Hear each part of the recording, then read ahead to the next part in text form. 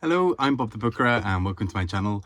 And the moment is finally here. I have sort of finished reading the Booker Longlist for 2023, and it's been a ride. I mean, in many ways, I was quite lucky that I'd already read 6 when the Longlist came out, so that made my job of finishing reading them a lot easier. Obviously, again, just to state, it's not a race.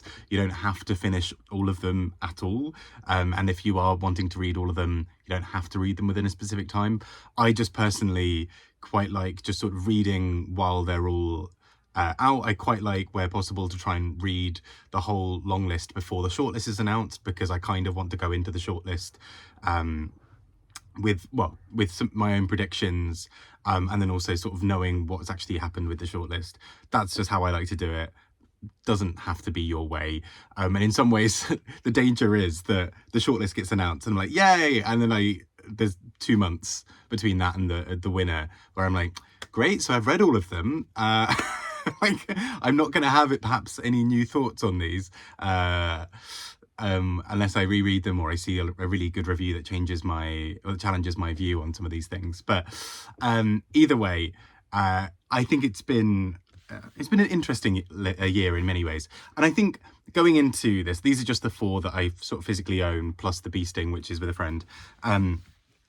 But I think this list has sort of had a bit of an interesting run through it. I think when it was announced, it was struck by the typical thing that happens with most years, where obviously with hundreds of books that are published and eligible each year, there will be some that aren't either submitted or basically just don't make it onto the long list for whatever reason. And it is absolutely fair and normal to be frustrated that yours isn't there, particularly if you think it's a book that's incredibly strong. Soldier Sailor by Claire Kilroy is one that I think would have been a fantastic addition to this list, personally, or Cuddy by Benjamin Myers. But the list is what it is, and it's, I think, worth remembering that it's a set of books chosen by 5 people. And so, as much as that's sort of meant to be a kind of culmination of how we see all these things, it's worth remembering that. I will also add, I think a lot, when the list came out, the kind of controversy, I guess, around it was a few big ones like Demon Copperhead not being there. And fair, it's sort of, you can still go and read the book. But I think the thing that is interesting about this list is, I think, I sort of went into this with quite a lot of positivity, thinking, okay, the thing is typically that people will say, ugh, this list is rubbish, and they maybe haven't read it yet. And I think it's unveiled some real gems. I will say I don't think it's the strongest long list we've ever had, but also, there have been some really fantastic long lists. There have been some that are less my taste, and when I say it's not as strong a long list, I mean it's less in my taste. I think all of us are sort of filtering it through our own opinions of it. There's no objectively good book in that respect, where it's universally loved and everybody agrees it's the best book of all time. But anyway, all of that preamble is to say that, having read the long list, it sort of had a few sort of thoughts and a few things that have come up from a lot of what people have been saying, which is, largely a lot of these books have covered some quite similar themes in ways that have been quite interesting. The list has been quite a dark and bleak one in terms of a lot of the topics being covered, and particularly a topic that has been ever present throughout this list has been parental relationships, particularly those with mothers, to quite a big extent, really. So, even just the ones that I've got in my hands here, less so Study for Obedience, but Elaine Feeney, a story that is largely around a young boy whose mother has gone away. We've got Prophet Song, where it's a mother dealing with her, sort of trying to make it through an incredibly tough sort of set of circumstances. We've got All the Little Bird Hearts, which is about a mother trying to understand her daughter and also sort of feeling like she doesn't quite fit in. And that's not even to mention all the other books like Pearl, that talks about a missing mother, and like Western Lane, where there's this sort of difficulty with sort of families and sort of the complicated relationships that people have with parents, all of these other things. And so I think with all of that in mind, it's been quite weird to see a list be so focused in some of these areas. But it happens because naturally 5 people coming together bring their own previous sort of thoughts and things onto it. But I think overall I've been really glad to have read this long list. I think it's pushed me to read a couple of books that I otherwise would not have read in the slightest. For example, Pearl or Bee Sting or yeah, All the Little Bird Hearts. Most of these really. And I think it's been really interesting for that. And with that in mind, I'm going to, it's a fool's game, but I'm going to try and predict what I think will be on the shortlist, but also select my own shortlist. Predicting my own shortlist is tricky. Trying to guess what the judges are thinking in terms of what they might actually pick for their shortlist is nigh on impossible, and I'm always way off. So take that with a pinch of salt. But let's get started on what I at least would love to see as my own personal shortlist. So for me, having read the 13, there are quite a few books that have really stood out that I've really loved. A few books that have been sort of a bit more middling, and a few books that I've just not necessarily gotten on with in a big way. But particularly the two books that have really stood out for me as ones that I've loved have been In Ascension by Martin Macinnes and The Bee Sting by Paul Murray. And I think both of those I would love to see on the shortlist, just because I think they're exceptional books. I think they're really beautifully done. I think they bring new things to the genres that they work within. And I think also just really powerfully written. I think just really thoughtful, just very clever and kind of, I think books that also would reward a reread. And so when I kind of go on to talking about predictions, that's a little bit where I'm going to go with that as well. That actually, I think that's often the key to being on the shortlist. Judges read 150, 160 books to pick the long list.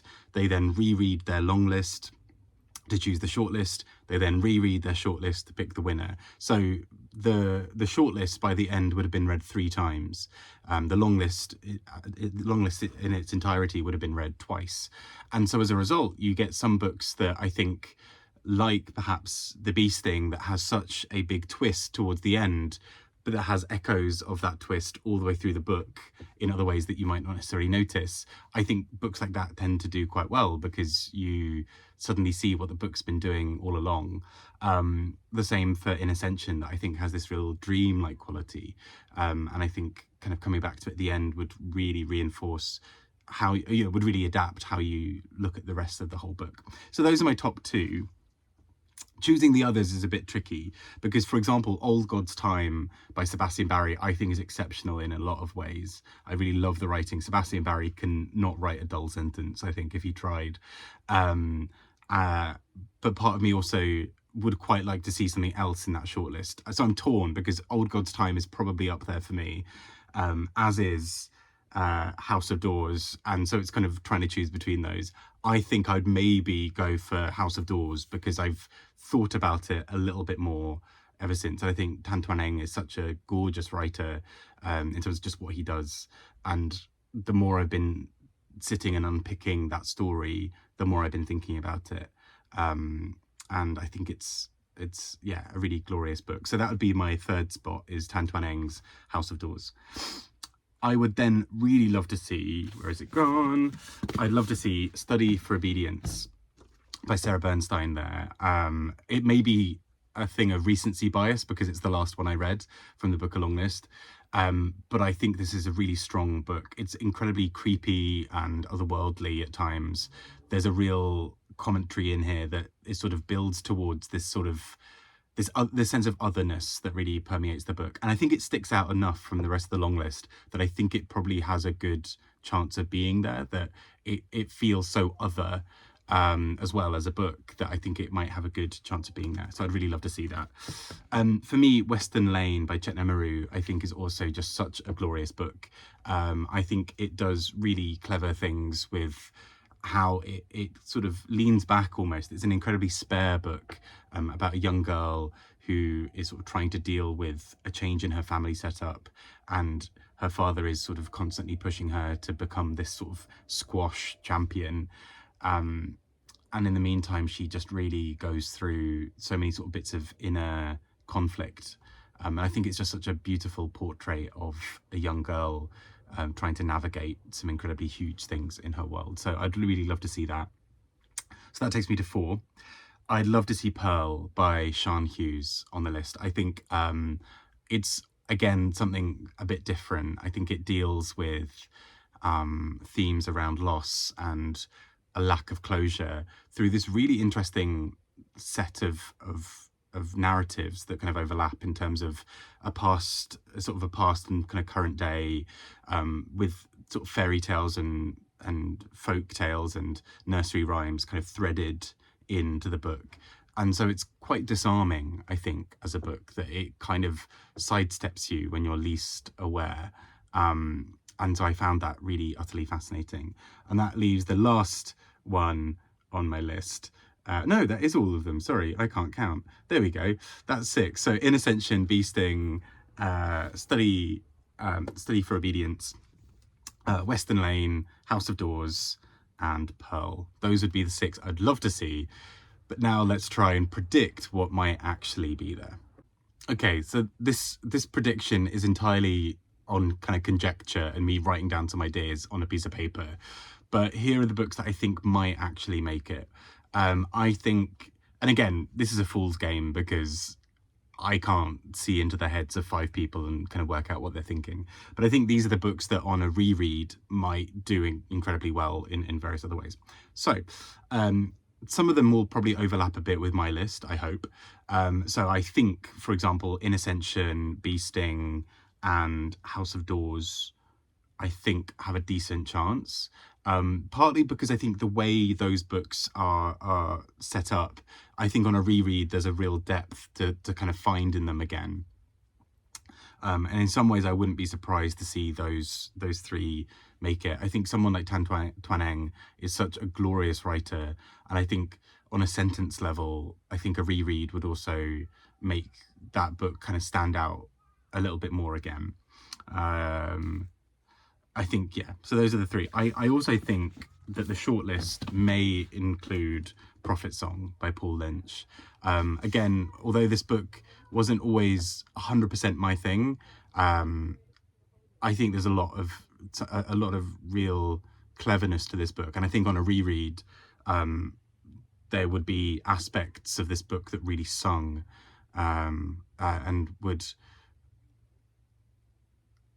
yeah, I can imagine this book really kind of launching on a reread of sort of just these other little details that were maybe not there before, or the kind of brutality of this book being amplified or being seen in a different lens because of the end of this book as well. So I would sort of like to see what would happen there, but I think the judges may well opt for this to be on the shortlist.